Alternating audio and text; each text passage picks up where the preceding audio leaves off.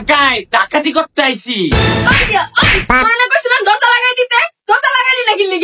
দরজা খোলা আছিল না, আমরা ডুপ্লিকেট চাবি দিয়ে খুলে আইছি।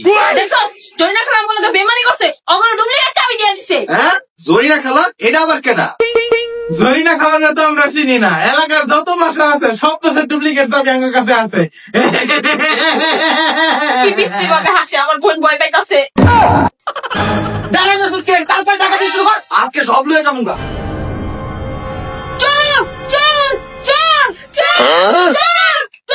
এটা কেমন অপমান? ডাকাতি করতে আইছি, চুরি করতে আই নাই। এই তুই চোর চোর কে চিল্লাস কে? চিল্লালে ডাকাত ডাকাত কেউ চিল্লা? আমি করে দেখে কি বলদ মনে হয় রে? ডাকাত ডাকাত কেউ চিল্লাইলে কেউ এখন আম করে বাঁচাইতে, আর চোর চোর করে চিল্লাইলে পুরো এলাকায় মতো করে পিরানের লেগা।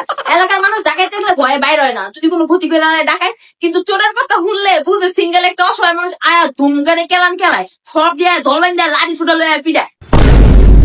ভাই জীবনে প্রথম ডাকাতি করতে আইছিলাম, এখনই কোট খেয়ে যাবো।